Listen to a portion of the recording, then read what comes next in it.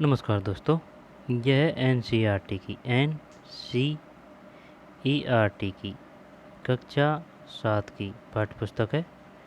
ठीक है ना, पॉलिटिकल की शानदार बुक है, ऑथेंटिक बुक है। इसमें जो भी फैक्ट है वो सभी इंपॉर्टेंट है, क्योंकि क्वेश्चन कैसे भी घुम फिरा के दे सकते हैं। यहाँ पर समझ पे आधारित कथन कारण वाले, तो इसमें जो लिखा है वो अच्छी तरह से याद होना चाहिए, क्योंकि सरकारी बुक परीक्षा की दृष्टि से काफ़ी महत्वपूर्ण होती है। तो चलिए शुरू करते हैं। अध्याय 5, औरतों ने बदली दुनिया। औरतों ने बदली दुनिया। औरतों ने बदली दुनिया। पिछले अध्याय में हमने देखा कि किस तरह महिलाओं द्वारा किया जाने वाला घर का काम काम ही नहीं माना जाता है। हमने यह भी पढ़ा कि घरेलू काम और परिवार के सदस्यों की देखभाल करना पूरे समय का काम है, और इस कार्य को प्रारंभ और समाप्त करने का कोई निश्चित समय भी नहीं है। इस अध्याय में हम घर के बाहर के कामों को देखेंगे और समझेंगे कि कैसे कुछ व्यवसाय महिलाओं की अपेक्षा पुरुषों के लिए अधिक उपयुक्त समझे जाते हैं। हम यह भी ज्ञात करेंगे कि समानता प्राप्त करने के लिए स्त्रियों ने कैसे संघर्ष किए। पहले भी और आज भी शिक्षा प्राप्त करना एक ऐसा तरीका है जिससे महिलाओं के लिए नए अवसर निर्मित किए जा सकते हैं। जिससे महिलाओं के लिए नए अवसर निर्मित किए जा सकते हैं। साथ ही इस अध्याय में हम हाल के वर्षों में महिला आंदोलनों द्वारा भेदभावों को चुनौती देने के लिए किए जाने वाले विभिन्न प्रकार के प्रयत्नों के बारे में भी संक्षेप में जानेंगे। औरतों ने बदली दुनिया है। साथ ही इस अध्याय में हम हाल के वर्षों में महिला आंदोलनों द्वारा भेदभाव को चुनौती देने के लिए किए जाने वाले विभिन्न प्रकार के प्रयत्नों के बारे में भी संक्षेप में जानेंगे।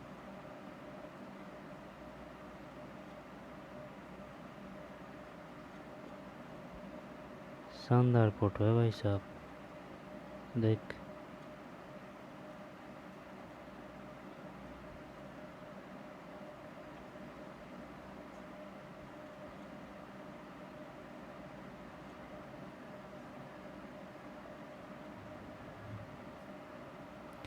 कौन क्या काम करता है? निम्नलिखित लोगों के चित्र बनाइए। एक किसान, एक मील मजदूर, एक नर्स, एक वैज्ञानिक, एक पायलट, एक शिक्षक।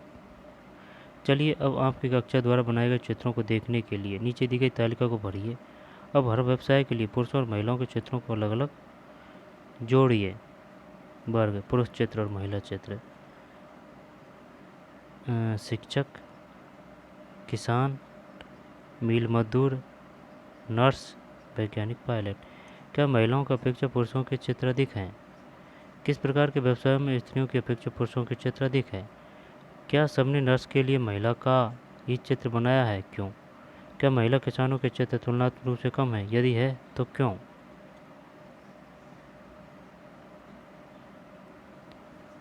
ये मक्का की खेती है भाई, ये मक्का। कहीं मक्का की रोटी, काफ़ी जगह, कहीं क्या काफ़ी जगह मक्का की रोटी बनाई जाती है।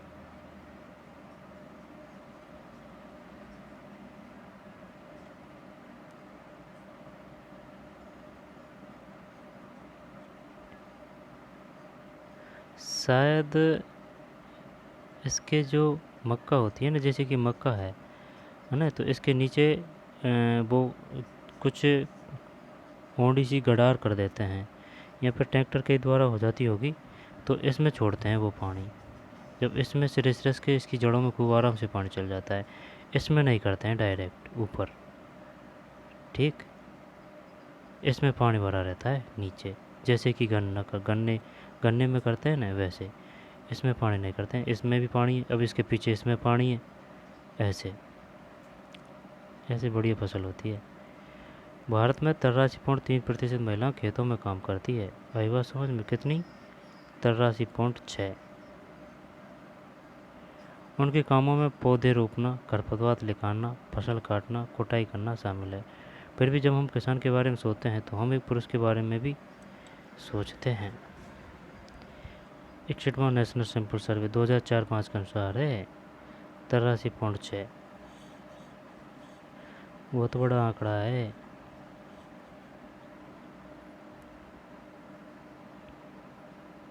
रोजी मैडम की कक्षा में 30 बच्चे हैं। उन्होंने अपनी कक्षा में यही अभ्यास कराया। परिणाम इस प्रकार रहे: शिक्षक 5, महिला चित्र 25। किसान 30, महिला 0, मिल मजदूर 25, महिला 5, नर्स 30, वैज्ञानिक 25, 5, पायलट 27, 3। अपनी कक्षा में किए गए अभ्यास की तुलना रोजी मैडम की कक्षा के अभ्यास से करिए।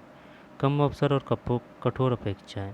रोजी मैडम की कक्षा के अधिकांश बच्चों ने नर्स के लिए महिलाओं के और पायलट के रूप में पुरुषों के क्षेत्र बनाए।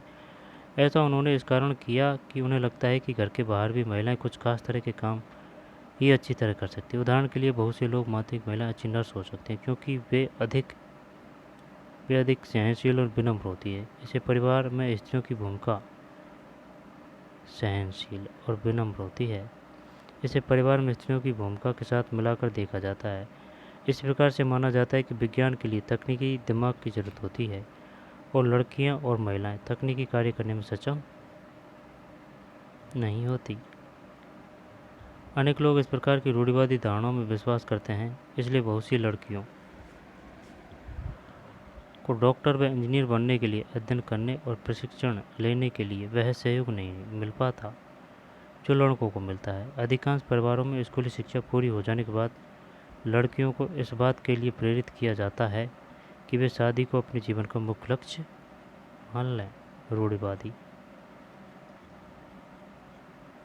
यह समझना आवश्यक है कि हम ऐसे समाज में रह रहे हैं जहां सभी बच्चों को अपने चारों ओर की दुनिया के दबावों का सामना करना पड़ता है। बात तो सही है भाई। कभी यह दबाव बड़ों की अपेक्षाओं के रूप में होता है तो कभी यह हमारे अपने मित्रों के गलत तरीके से चिढ़ाने के कारण पैदा हो सकता है। लड़कों पर ऐसी नौकरी प्राप्त करने के लिए दबाव होता है जिसमें उन्हें अधिक वेतन मिले। यदि वे दूसरे लड़कों की तरह व्यवहार नहीं करते हैं तो उन्हें चिढ़ाया जाता है और धौंस दी जाती है। आपको याद होगा कक्षा 6 की पुस्तक में आपने पढ़ा था कि लड़कों को बचपन से ही दूसरों के सामने रोने पर चिढ़ाया जाता है।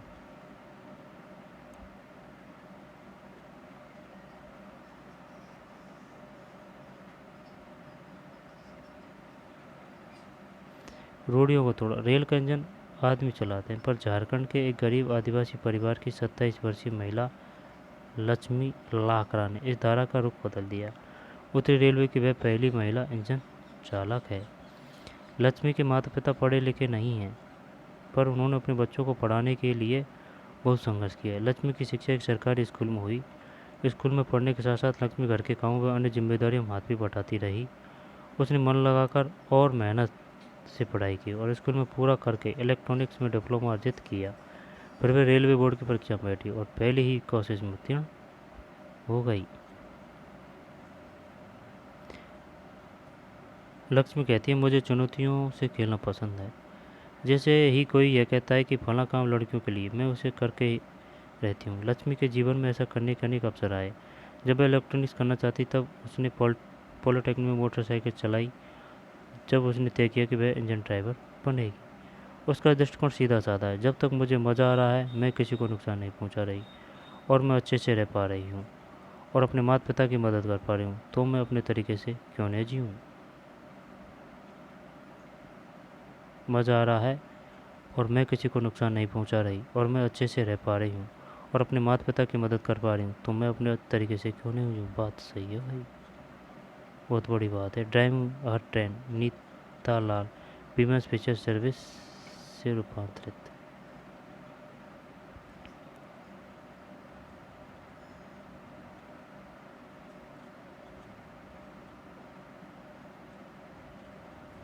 नीचे दी कहानी को पढ़िए और उसके बाद दिए गए प्रश्नों के उत्तर दीजिए। यदि यहाँ पर जेवियर होते तो कौन से विषय चुनते। जेवियर मतलब अपने अनुभव के आधार पर बताइए कि लड़कों को ऐसे किन किन दबावों का सामना करना पड़ता है। परिवर्तन के लिए सीखना। स्कूल जाना आपके जीवन का बहुत महत्वपूर्ण हिस्सा है। जैसे जैसे स्कूलों में हर साल अधिकाधिक संख्या में बच्चे प्रवेश ले रहे हैं, हम सोचने लगते हैं कि सब बच्चों के लिए स्कूल जाना एक साधारण बात है। आज हमारे लिए कल्पना करना भी कठिन है कि कुछ बच्चों के लिए स्कूल जाना और पढ़ना पहुंच के बाहर की बात या अनुचित बात भी मानी जा सकती है। परंतु अतीत में लिखना और पढ़ना कुछ लोगों ही जानते थे। अधिकांश बच्चे वही काम सीखते थे जो उनके परिवार में होता था या उनके बुजुर्ग करते थे। लड़कियों की स्थिति और भी खराब थी। उन समाजों में जहाँ लड़कों को पढ़ना लिखना सिखाया जाता था, लड़कियों को अक्षर तक सीखने की अनुमति नहीं थी। यहाँ तक कि उन परिवारों में भी जहाँ कुम्हारी, बुनकरी, वस्त्र बुनना और हस्तकला सिखाई जाती थी। यह धारणा थी कि लड़कियों और औरतों का काम केवल सहायता करने तक ही सीमित है। उदाहरण के लिए कुम्हार के व्यवसाय में स्त्रियां मिट्टी एकत्र करती है और बर्तन बनाने के लिए उसे तैयार करती थी। चूँकि वे चाक नहीं चलाती थी, इसलिए उन्हें कुम्हार नहीं माना जाता था।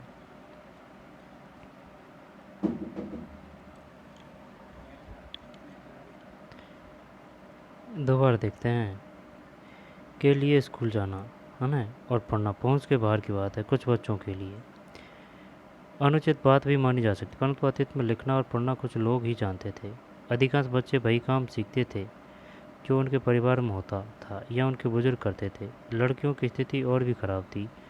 उन समाजों में जहाँ लड़कों को पढ़ना लिखना सिखाया जाता था, लड़कियों को अक्षर तक सीखने की अनुमति नहीं थी। यहाँ तक कि उन परिवारों में जहाँ कुम्हारी, बुनकरी, वस्त्र बुनना और हस्तकला सिखाई जाती थी, यह धारणा थी कि लड़कियों और औरतों का काम केवल सहायता करने तक ही सीमित है। उदाहरण के लिए कुम्हार के व्यवसाय में स्त्रियां मिट्टी एकत्रित करती थी और बर्तन बनाने के लिए उसे तैयार करती थी। चूँकि वे चाक नहीं चलाती थी, इसलिए उन्हें कुम्हार नहीं माना जाता था।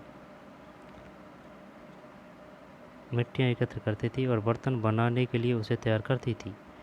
चूँकि वे चाक नहीं चलाती थी, इसलिए उन्हें कुम्हार नहीं माना जाता था। 19वीं शताब्दी में लगभग 200 वर्ष पूर्व शिक्षा के बारे में कई नए विचारों ने जन्म लिया। विद्यालय अधिक प्रचलन में आ गए और वे समाज जिन्होंने स्वयं कभी पढ़ना लिखना नहीं सीखा था, अपने बच्चों को स्कूल भेजने लगे। तब भी लड़कियों की शिक्षा को लेकर बहुत विरोध हुआ। इसके बावजूद बहुत सी स्त्रियों और पुरुषों ने बालिकाओं के लिए स्कूल खोलने के प्रयत्न किए। स्त्रियों ने पढ़ना लिखना सीखने के लिए संघर्ष किया। आइए हम रास सुंदरी देवी 1800-1890 का अनुभव पढ़ें, जो 200 वर्ष पूर्व पश्चिम बंगाल में पैदा हुई थी। 60 वर्ष की अवस्था में उन्होंने बांग्ला भाषा में अपनी आत्मकथा लिखी। उनकी पुस्तक आमार जीवन किसी भारतीय महिला द्वारा लिखित पहली आत्मकथा है। आमार जीवन पश्चिम बंगाल की है। पहली आत्मकथा किसकी है? आमार जीवन। राजसुंदरी देवी एक धनवान जमींदार परिवार की गृहिणी थी। उस समय लोगों का विश्वास था कि यदि लड़की लिखती पढ़ती है तो वह पति के लिए दुर्भाग्य लाती है और विधवा हो जाती है। इसके बावजूद उन्होंने अपनी शादी के बहुत समय बाद स्वयं ही छुप छुप कर लिखना पढ़ना सीखा। मैं अंततः सवेरे ही काम करना शुरू कर देती थी और उधर आधी रात हो जाने के बाद भी काम में लगी रहती थी। बीच में भी विश्राम नहीं होता था। उस समय मैं केवल 14 वर्ष की थी। मेरे मन में एक अभिलाषा पनपने लगी, मैं पढ़ना सीखूंगी और एक धार्मिक पांडुलिपि पढ़ूंगी। मैं अभागी थी। उन दिनों स्त्रियों को नहीं पढ़ाया जाता था। बाद में स्वयं ही अपने विचारों का विरोध करने लगी। मुझे क्या हो गया? स्त्रियाँ पढ़ती नहीं हैं, फिर मैं कैसे पढ़ूंगी? फिर मुझे एक सपना आया। मैं चैतन्य भागवत, एक संत का जीवन पढ़ रही थी। बात पढ़ रही थी। बाद के दिन के समय जब मैं रसोई में बैठी हुई भोजन बना रही थी, मैंने अपने पति को सबसे बड़े बेटे से कहते हुए सुना, विपिन, मैंने अपनी चैतन्य भागवत यहाँ छोड़ी है। जब मैं इसे मंगाऊँ तुम इसे अंदर ले आना। वे पुस्तक वहीं छोड़कर चले गए। जब पुस्तक अंदर रख दी गई, मैंने चुपके से उसका एक पन्ना निकाल लिया और सावधानी से इसे छुपा दिया। उसे छुपाना भी एक बड़ा काम था, क्योंकि किसी को भी वह मेरे हाथ में नहीं दिखना चाहिए था। मेरा सबसे बड़ा बेटा उस समय ताड़ के पत्तों पर लिखकर अक्षर बनाने का अभ्यास कर रहा था। ताड़ के पत्तों पर लिखकर अक्षर बनाने का अभ्यास कर रहा था। उसमें से भी मैंने एक छिपा लिया। जब मौका मिला मैं जाती और उस पन्ने के अक्षरों का मिलान अपने याद किए गए अक्षरों से करती। मैंने उन शब्दों का मिलान करने की कोशिश की जो मैं दिन भर में सुनती रहती थी। अत्यधिक यत्न और कोशिशों से एक लंबे समय के बाद मैं पढ़ना सीख सकी। राजसुंदरी देवी के अक्षर ज्ञान ने उन्हें चैतन्य भागवत पढ़ने का अवसर दिया। स्वयं अपने लेखन से उन्होंने संसार को उस समय की स्त्रियों के जीवन के बारे में जानने का एक अवसर दिया। राजसुंदरी देवी ने अपने दैनंदिन जीवन के अनुभवों को विस्तार से लिखा है। ऐसे भी दिन होते थे जब उन्हें दिन भर में क्षण भर का भी विश्राम नहीं मिलता था। इतना समय भी नहीं कि वे जरा बैठकर कुछ खा ही ले।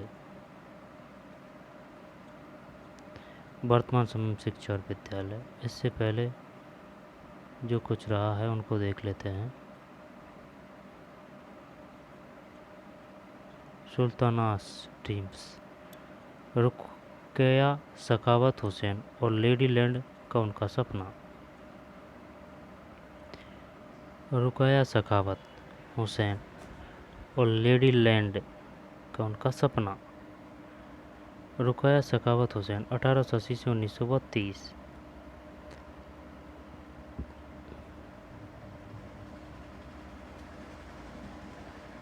20 साल तो ये 52 साल। रुकया सखावत हुसैन और लेडी लैंड का उनका सपना। रुकया सखावत हुसैन एक धनी परिवार में पैदा हुई थी जिसके पास बहुत ज़मीन थी। यद्यपि उन्हें उर्दू पढ़ना और लिखना आता था परंतु उन्हें बांग्ला और अंग्रेजी सीखने से रोका गया। यद्यपि उन्हें उर्दू पढ़ना और लिखना आता था परंतु उन्हें बांग्ला और अंग्रेजी सीखने से रोका गया। उस समय अंग्रेजी को ऐसी भाषा के रूप में देखा जाता था जो लड़कियों के सामने नए विचार रखती थी जिन्हें लोग लड़कियों के लिए ठीक नहीं मानते थे। इसलिए अंग्रेजी अधिकतर लड़कों को ही पढ़ाई जाती थी। रुकैया ने अपने बड़े भाई और बहन के सहयोग से बांग्ला और अंग्रेजी पढ़ना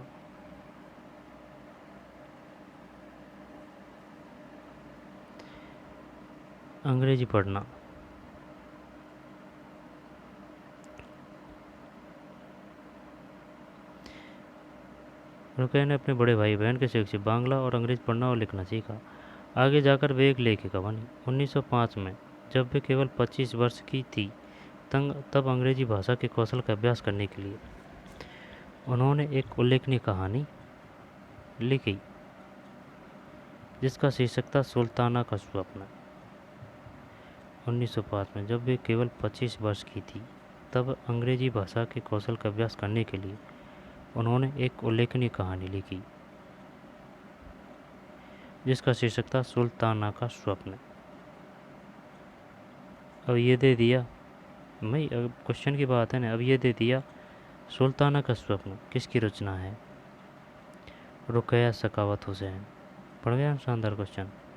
सुल्ताना का स्वप्न, सुल्ताना का स्वप्न, रुकैया सखावत हुसैन। कहानी में सुल्ताना नामक स्त्री की कल्पना की गई थी जो लेडीलैंड नाम की एक जगह पहुंचती है। लेडीलैंड ऐसा स्थान था जहां पर स्त्रियों को पढ़ने, काम करने और आविष्कार करने की स्वतंत्रता थी। लेडीलैंड। इस कहानी में महिलाएं बादलों से होने वाली वर्षा को रोकने का उपाय खोजती है और हवाई कारें चलाती है। लेडीलैंड में पुरुषों की आक्रामक बंदूकें और युद्ध के अन्य अस्त्र स्त्रियों की बौद्धिक शक्ति से हरा दिए जाते हैं और पुरुष एक अलग थलग स्थान में भेज दिए जाते हैं। सुल्ताना लेडीलैंड में अपनी बहन साराह के साथ यात्रा पर जाती है। तभी उसकी आंखें खुल जाती है और उसे पता चलता है कि वह तो केवल स्वप्न देख रही थी।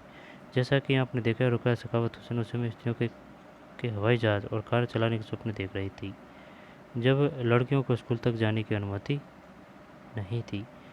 इस तरह से शिक्षा ने रुकैया का जीवन बदल दिया। रुकैया केवल स्वयं शिक्षित होकर संतुष्ट नहीं हुई, उनकी शिक्षा ने उन्हें स्वप्न देखने और लिखने की शक्ति ही नहीं दी वरन उससे भी अधिक करने की शक्ति दी। 1910 में उन्होंने कोलकाता में लड़कियों के लिए एक स्कूल खोला जो आज भी कार्य कर रहा है। 1910 में, भाई बात समझ में, ये आज भी कार्य कर रहा है। सुल्तानास ड्रीम्स।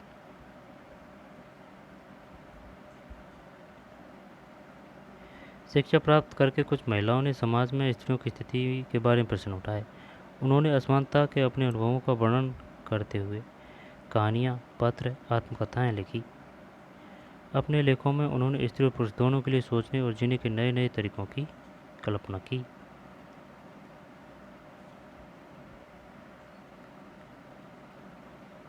रमाबाई।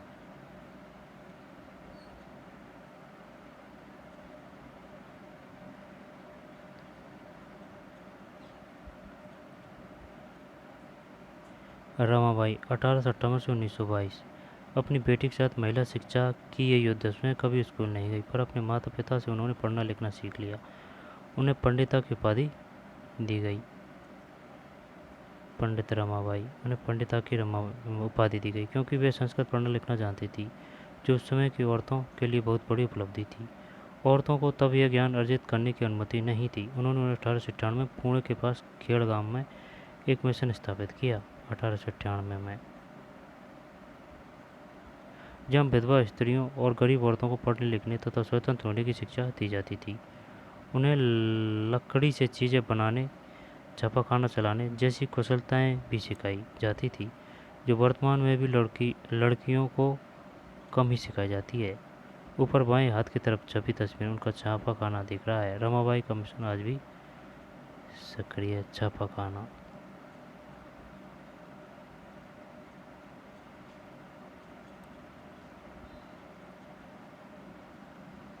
बढ़िया है यार।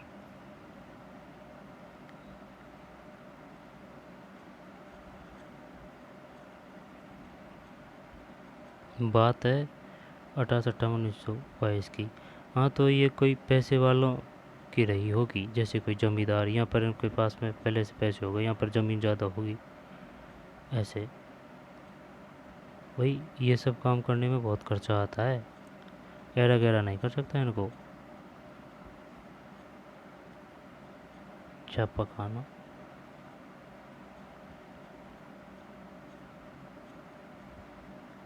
तो ये फोटो उस समय का है।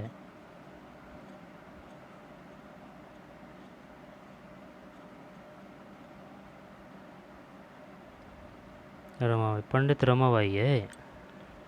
पंडिता की उपाधि दी गई, पंडित रमाबाई, 1858 से 1922।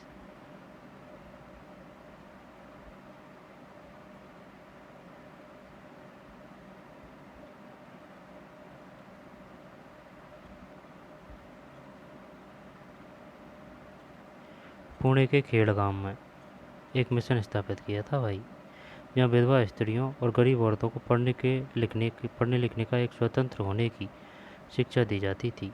उन्हें लकड़ी से चीज़ें बनाने का, छापाखाना चलाने जैसी कुशलताएं भी सिखाई जाती थी, जो वर्तमान में भी लड़कियों को कम ही सिखाई जाती है। देख, छापाखाना चलाने जैसी कुशलताएं भी सिखाई जाती थी।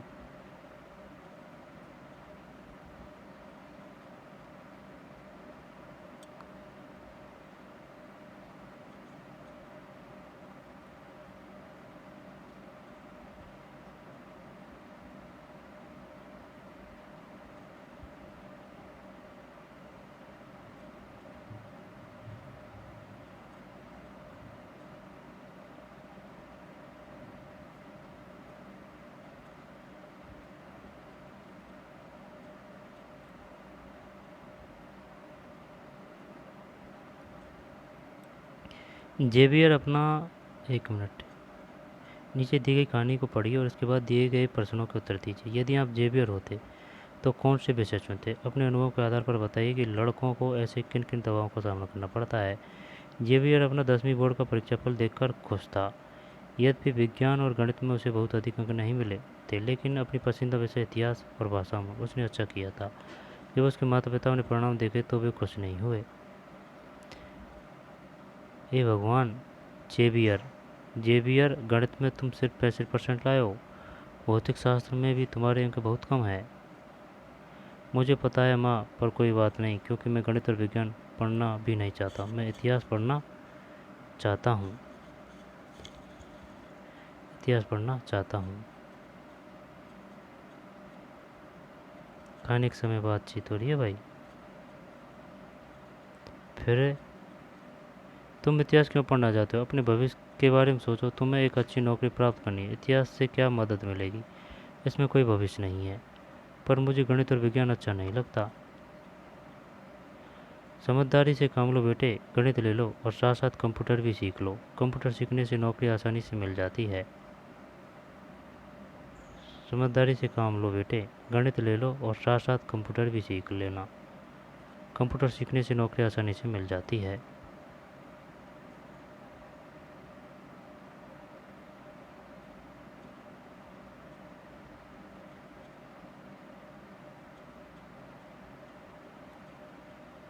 आगे चलते हैं।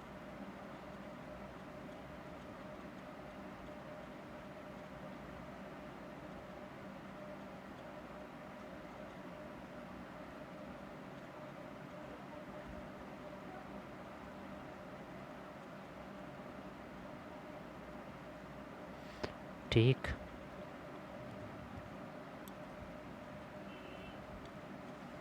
यहाँ थे अपन।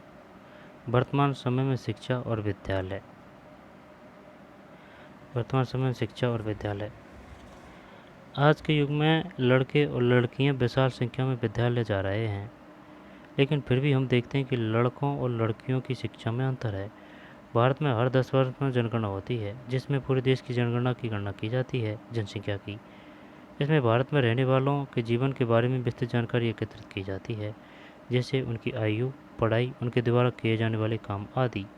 इस जानकारी का इस्तेमाल हम अनेक बातों के आकलन के लिए करते हैं, जैसे शिक्षित लोगों की संख्या तथा स्त्री और पुरुषों का अनुपात। 1961 की जनगणना के अनुसार सब लड़कों और पुरुषों 1961 की जनगणना के अनुसार सब लड़कों और पुरुषों 7 वर्ष व उससे अधिक आयु का 40% शिक्षित ही हैं, अर्थात वे कम से कम अपना नाम लिख सकते हैं। 1 मिनट। जैसे शिक्षित लोगों की संख्या तथा स्त्री और पुरुषों का अनुपात। 1961 की जनगणना के अनुसार सब लड़कों और पुरुषों 7 वर्ष एवं उससे अधिक आयु के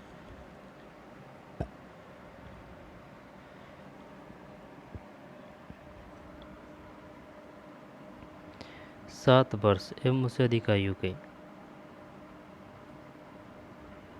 1961 की जनगणना के अनुसार सब लड़कों और पुरुषों 7 वर्ष एवं उससे अधिक आयु के का 40% शिक्षित था। दोबारा देखते हैं भाई। 1961 की जनगणना के अनुसार सब लड़कों और पुरुषों 7 वर्ष व उससे अधिक आयु के का 40% शिक्षित था। ठीक है ना। साक्षर किसे कहा गया है? 7 वर्ष एवं उससे अधिक आयु के 40% था, अर्थात वे कम से कम अपना नाम लिख सकते थे। इसकी तुलना में लड़कियों तथा स्त्रियों का केवल 15% भाग शिक्षित था। इसकी तुलना में लड़कियों तथा स्त्रियों का केवल 15% भाग शिक्षित था। 1961 7 वर्ष 40%, केवल 15% भाग शिक्षित था। 15, ओनली 15 और 40 पूछ लेगा वो बताइए। 1961 की जनगणना के अनुसार साक्षर पुरुषों का प्रतिशत था 40% और महिलाओं का 15। साक्षर किसे कहा गया है? 7 वर्ष एवं उससे अधिक आयु के 40, 15, 1961।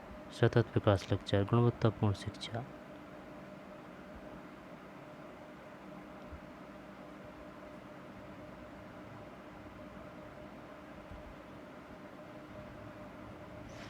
ये टीचर हैं।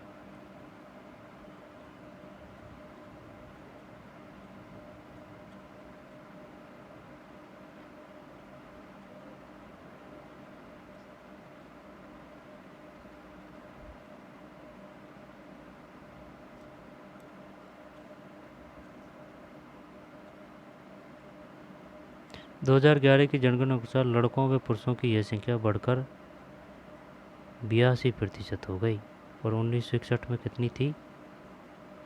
40। आई बात समझ में?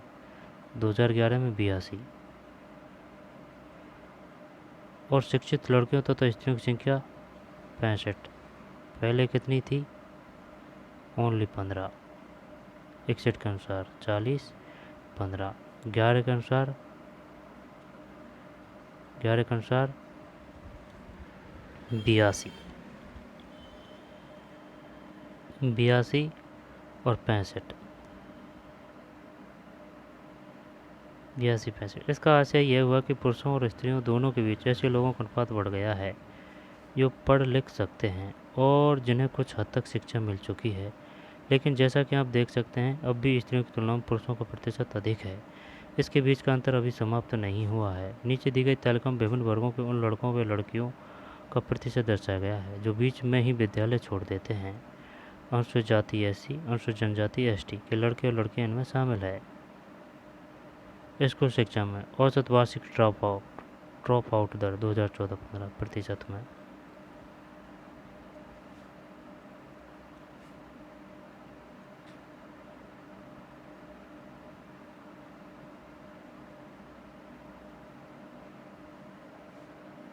ये इम्पोर्टेंट है भाई, प्राथमिक कक्षा 1 से 5 2014-15 का अनुसार है। लड़के 4.36, सब लड़कियां 3.88, योग 4.13। ड्रॉप आउट है ना 4.71। अनुसूचित जनजातियाँ लड़कियाँ 4.20, 4.46। लड़के सब लड़कियाँ योग, और लड़के और अनुसूचित जाति लड़कियाँ योग। लड़के 7.02। अनुसूचित जनजाति लड़कियाँ, अनुसूचित जाति है, अनुसूचित जनजाति है 6.84, ज़्यादा है 6.93। 6 से 8 3.49, 4.60, ठीक है। और 4.3 5%, और 6.3 योग 5.51, 8.48, 8.71, 8.62। बताइए 2014-15 के अनुसार अनुसूचित जनजाति लड़कियों का ड्रॉप आउट प्रतिशत कितना है? 8.71। 6 से 8, 1 से 5 6.84। माध्यमिक 17.21 लड़के, इसमें बहुत है यार ड्रॉप आउट। सब लड़कियां 16.88, 17.06। लड़कों का भी ज़्यादा है 17.81। लड़कों की ज़्यादा है ड्रॉप आउट दर। 9-10 में देख लो 17.21 है, 17.06। लड़के 19.64 और 19.05, 19.36। लड़के 24.94, 24.40, योग 24.68। एजुकेशन स्टैटिस्टिक्स एट ए क्लास MHRD 2018। 6.93, 8.68, 24.68 2018 का है भाई ये। Education station at class MHRD।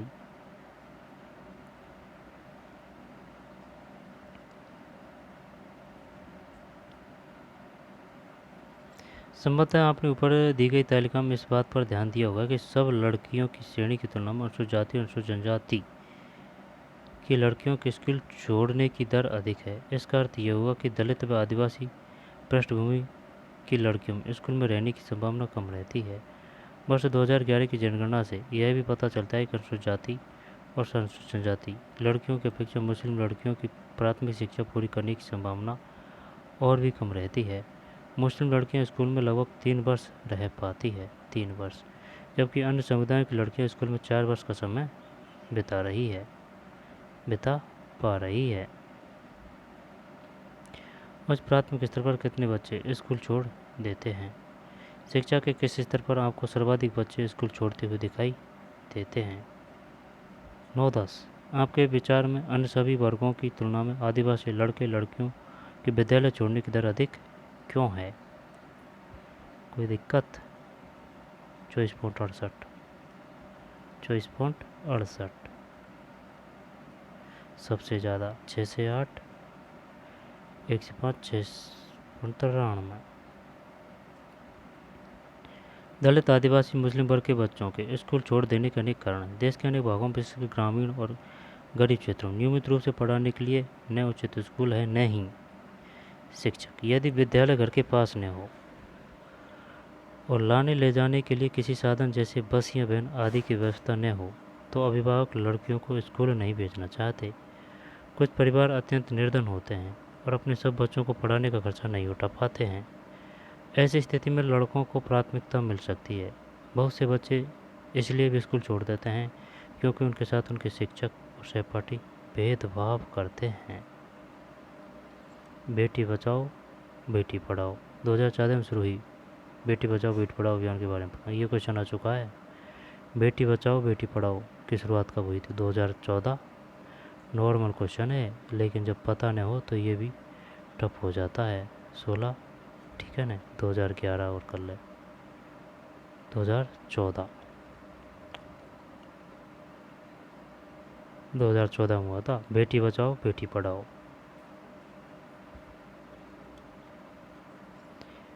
प्राथमिक कक्षा में स्कूल छोड़ देने वाले बच्चों के आंकड़ों को ऊपर दी गई तालिका से लेकर दंडारेख के रूप में दर्शाइए।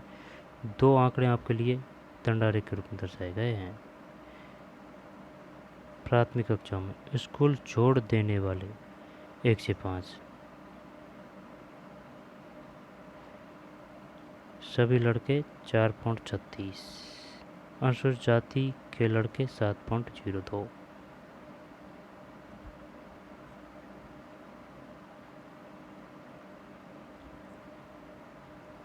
महिला आंदोलन, ठीक है, कुछ रहा हो उसको देख लेते हैं ना।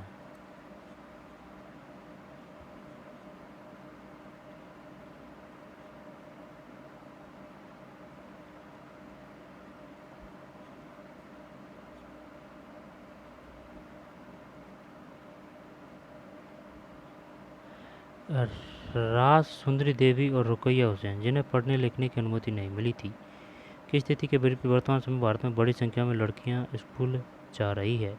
इसके बावजूद भी बहुत सी लड़कियां गरीबी, शिक्षण की सुविधाओं के अभाव और भेदभाव के कारण स्कूल जाना छोड़ देती है। सभी समाज और वर्गों की पृष्ठभूमि वाले बच्चों को शिक्षण की समान सुविधाएं प्रदान करना, विशेषकर लड़कियों को, आज भी भारत में एक चुनौती है।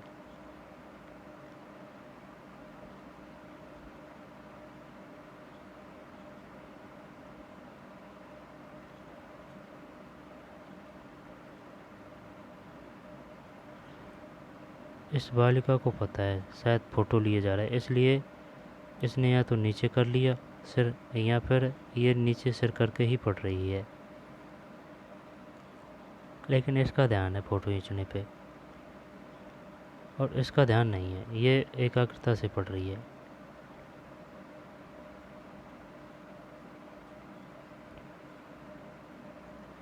बोरी है, पहले हम कट्टा ले जाते थे भाई बैठने के लिए नीचे।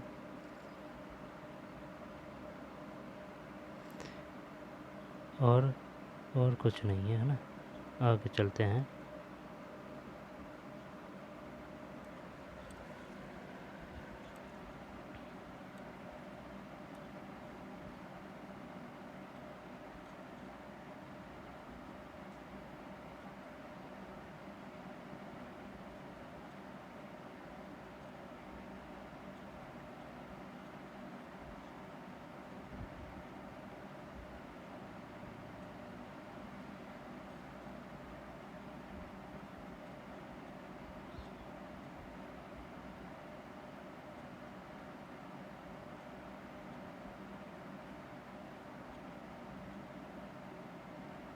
महिला आंदोलन। अब महिलाओं और लड़कियों को पढ़ने का और स्कूल जाने का अधिकार है। अन्य क्षेत्रीय जैसे कानूनी सुधार, हिंसा, स्वास्थ्य तथा अस्वास्थ्य, जहाँ लड़कियों और महिलाओं की स्थिति बेहतर हुई है। ये परिवर्तन अपने आप नहीं आए हैं, औरतों ने व्यक्तिगत स्तर पर और आपस में मिलकर इन परिवर्तनों के लिए संघर्ष किए हैं। इन संघर्षों को महिला आंदोलन कहा जाता है। देश के विभिन्न भागों से कई औरतें और कई महिला संगठन इस आंदोलन के हिस्से हैं। कई पुरुष भी महिला आंदोलन का समर्थन करते हैं। इस आंदोलन में जुटे लोगों की मेहनत, निष्ठा और उनकी विशेषताएं इसे एक बहुत ही जीवंत आंदोलन बनाती है। जीवंत, इसमें चेतना जागृत करने, भेदभावों का मुकाबला करने और न्याय हासिल करने के लिए भिन्न भिन्न रणनीतियों का उपयोग किया गया है। इनकी कुछ झलकियाँ आप यहाँ देख सकते हैं।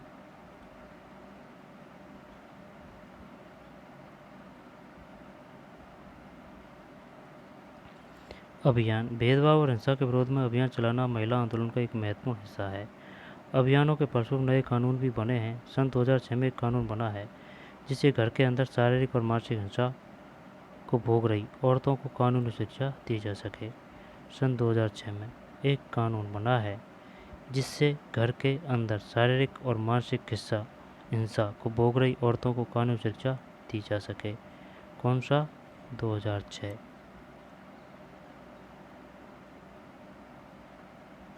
इस तरह महिला आंदोलन के अभियानों के कारण 1997 में सर्वोच्च न्यायालय के कार्य के स्थान पर और शैक्षणिक प्रस्थानों में महिलाओं के साथ होने वाली यौन प्रताड़ना से उन्हें सुरक्षा प्रदान करने के लिए दिशा निर्देश जारी किए। इसी तरह महिला आंदोलनों के अभियानों के कारण 1997 में सर्वोच्च न्यायालय ने कार्य के स्थान पर और शैक्षणिक संस्थानों में महिलाओं के साथ होने वाली यौन प्रताड़ना से उन्हें सुरक्षा प्रदान करने के लिए दिशा निर्देश जारी किए।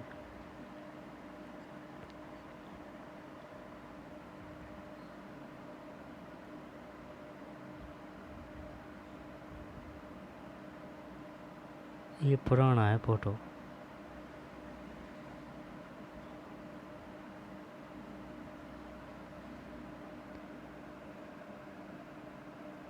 कमिश्रण से उम्मीद हमारी, इंसाफ की बारी, कुछ ऐसे लिख रखा है। 2006 में बना था वही कानून है। इसी तरह महिला आंदोलन के अभियानों के कारण 1997 में सर्वोच्च न्यायालय ने कार्य के स्थान पर और शैक्षणिक संस्थानों में महिलाओं के साथ होने वाले यौन प्रताड़ना से उन्हें सुरक्षा प्रदान करने के दिशा निर्देश जारी किए। पूछ लेगा वो, भैया बताइए 1997 में महिलाओं से किस प्रकार से संबंधित है, या फिर इसमें क्या उल्लेख है। सर्वोच्च न्यायालय ने कार्य के स्थान पर और शैक्षणिक संस्थाओं में महिलाओं के साथ होने वाली यौन प्रताड़ना से उन्हें सुरक्षा प्रदान करने के लिए दिशा निर्देश जारी किए 1997 में। और 2006 में, जिससे घर के अंदर शारीरिक और मानसिक हिंसा को भोग रही औरतों को कानूनी सुरक्षा दी जा सके। एक और उदाहरण देखें जो 1980 के दशक में देश भर के महिला संगठनों ने दहेज हत्याओं के खिलाफ आवाज़ उठाई। नवविवाहित युवतियों और उनके पति और ससुराल के लोगों द्वारा दहेज के लालच में मौत के घाट उतार दिया जाता था 1980 के दशक में। महिला संगठनों द्वारा इस बात की कड़ी आलोचना की गई कि कानून अपराधियों को कुछ नहीं कर पा रहा है। इस मुद्दे पर महिलाएं सड़कों पर निकल आई। उन्होंने अदालत के दरवाजे खटखटाए और आपस में अनुभव व जानकारियों का आदान प्रदान किया। अतः यह समाज का एक बड़ा सार्वजनिक मुद्दा बन गया और अखबारों में जाने लगा। दहेज से संबंधित कानून को बदला गया ताकि दहेज मांगने वाले परिवारों को दंडित किया जा सके, हत्यारों को सजा दें।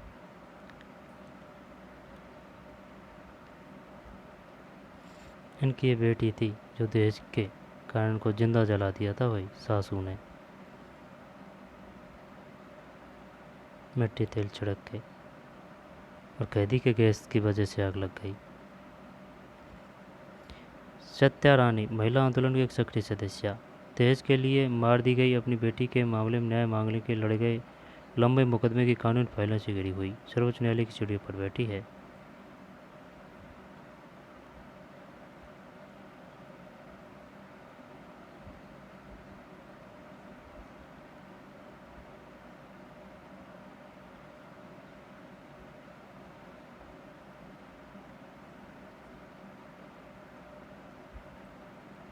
जागरूकता तो बढ़ाना, ये लात क्यों दे रही है भाई।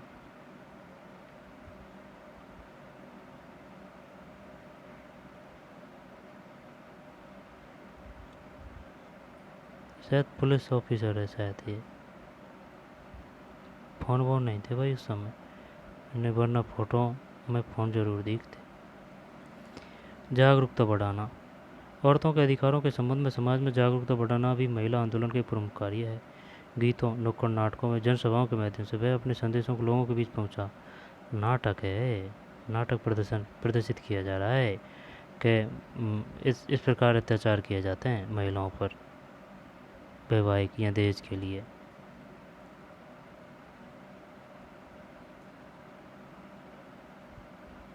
संदेश लोगों के लिए पहुंचाता है। विरोध करना, जब महिलाओं के हितों का उल्लंघन होता है जैसे किसी कानून अथवा नीति द्वारा, तो महिला आंदोलन ऐसे उल्लंघनों के खिलाफ आवाज़ उठाता है और लोगों का ध्यान खींचने के लिए रैलियां, प्रदर्शन आदि बहुत असरकारक तरीके हैं। जब महिलाओं के हितों का उल्लंघन होता है जैसे किसी कानून अथवा नीति द्वारा, तो महिला आंदोलन ऐसे उल्लंघनों के खिलाफ आवाज़ उठाता है। लोगों का ध्यान खींचने के लिए रैलियां, प्रदर्शन आदि बहुत असरकारक तरीके हैं।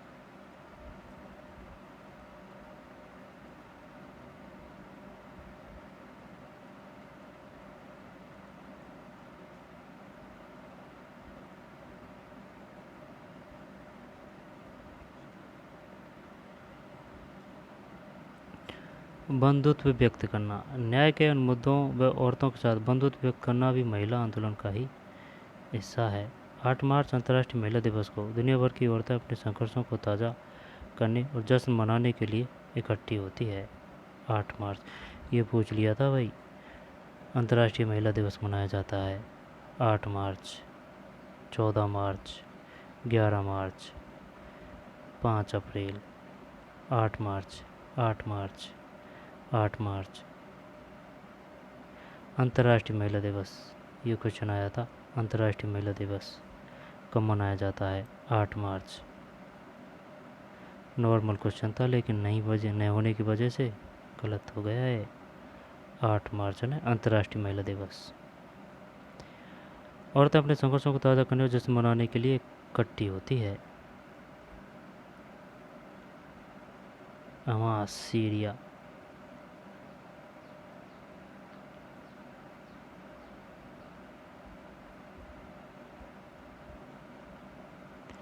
हर साल 14 अगस्त को वाघा में भारत पाकिस्तान सीमा पर हजारों लोग इकट्ठा होते हैं और एक सांस्कृतिक कार्यक्रम आयोजित करते हैं। ऊपर की तस्वीर भारत पाकिस्तान के लोगों के बीच बंदूक प्रदर्शित करती हुई औरतें जलती हुई मोमबत्ती उठा रही है। ये बढ़िया है भाई। 14 अगस्त को बागा में।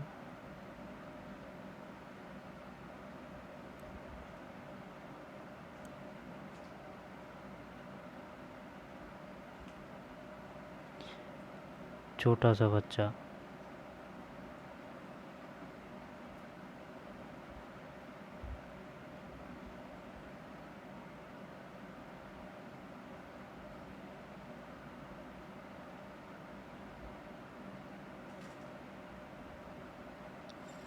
अभ्यास तो ये पार्ट हो चुका है, कुछ रह रहा हो उसको देख लेते हैं।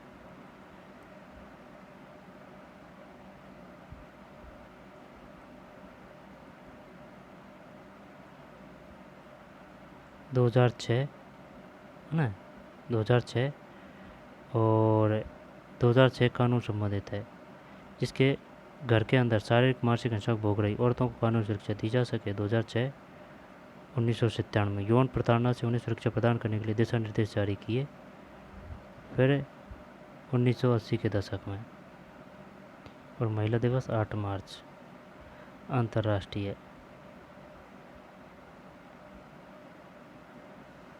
2011 1961 की जनगणना के अनुसार सब लड़कों और पुरुषों 7 वर्ष से मुझसे अधिक आयु 40% शिक्षित हैं, अर्थात वे कम से कम अपना नाम लिख सकते थे। 1961 में 40 माने पुरुष और 15% महिलाएं।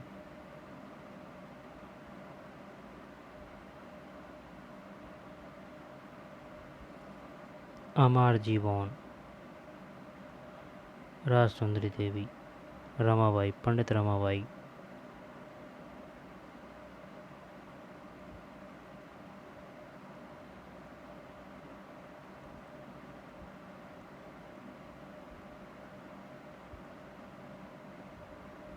क्वेश्चन आंसर देखते हैं। आपके विचार में महिलाओं के बारे में प्रचलित रूढ़िवादी धारणा कि वे क्या कर सकती है क्या नहीं, उनके समानता के अधिकार को कैसे प्रभावित करती है। कोई एक कारण बताइए जिसकी वजह से राज सुंदरी देवी, रमाबाई और रुकैया हुसैन के लिए अक्षर ज्ञान इतना महत्वपूर्ण था। निर्धन बालिकाएं पढ़ाई बीच में ही छोड़ देती है क्योंकि शिक्षा में उनकी रुचि नहीं है। पृष्ठ 56-57 दिए गए अनुच्छेद को पढ़कर स्पष्ट कीजिए कि यह कथन सही क्यों नहीं है। क्या आप महिला आंदोलन द्वारा व्यवहार में लाए जाने वाले संघर्ष के 2 तरीकों के बारे में बता सकते हैं? महिलाएं क्या कर सकती है और क्या नहीं। इस विषय पर आपको रूढ़ियों के विरुद्ध संघर्ष करना पड़े तो आप पढ़े हुए तरीकों में से कौन से तरीकों का उपयोग करेंगे? आप वैसी विशेष तरीकों का उपयोग क्यों करेंगे? शब्द संकलन। रूढ़िवादी धारणा। जब हम विश्वास करने लगते हैं कि किसी विशेष धार्मिक, आर्थिक, क्षेत्रीय समूह के लोगों की कुछ निश्चित विशेषताएं होती है या वे केवल खास प्रकार का कार्य ही कर सकते हैं, तब रूढ़िवादी धारणा का जन्म होता है। जैसे इस पाठ में हमने देखा कि लड़कों और लड़कियों को अलग अलग विषय लेने के लिए कहा गया, कारण उनकी रुचि नहीं होकर उनका लड़का लड़की होना था। रूढ़िवादी धारणाएं हमें लोगों को उनकी व्यक्तिगत विशेषताओं के साथ देखने से रोकती है। लोगों को उनकी व्यक्तिगत विशेषताओं के साथ देखने से रोकती है। रूढ़िवादी धारणा। भेदभाव, ठीक है ना। रूढ़िवादी धारणा क्या है? जब हम विश्वास करने लगते हैं कि किसी विशेष धार्मिक, आर्थिक, क्षेत्रीय समूह के लोगों की कुछ निश्चित विशेषताएं होती ही है या वे केवल खास प्रकार का कार्य ही कर सकते हैं। अगले चलते हैं, भेदभाव। भेदभाव तब होता है जब हम लोगों के साथ समानता व आदर का व्यवहार नहीं करते हैं। यह तब होता है जब व्यक्ति या संस्थागत पूर्वाग्रहों से ग्रसित होती है। भेदभाव तब होता है जब हम किसी के साथ अलग व्यवहार करते हैं या भेद करते हैं। उल्लंघन, जब कोई ज़बरदस्ती कानून तोड़ता है या खुले रूप से किसी का अपमान करता है तब हम कह सकते हैं कि उसने उल्लंघन किया है। उल्लंघन। यौन प्रताड़ना, इसका आशय औरत की इच्छा के विरुद्ध उसके साथ यौन से जुड़ी शारीरिक या मौखिक हरकतें करने से है। यही बात समझे, मौखिक हरकतें भी यौन प्रताड़ना से आएगी, यौन प्रताड़ना से संबंधित है।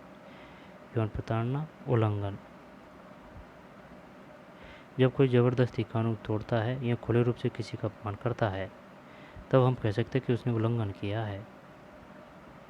रूढ़िवादी धारणा, भेदभाव, उल्लंघन, यौन प्रताड़ना। तो चलिए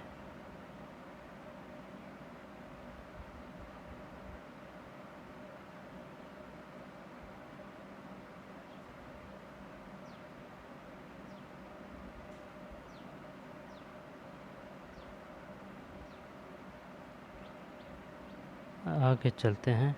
हो गया पार्ट तो है, तो मिलते हैं नए वीडियो में। धन्यवाद।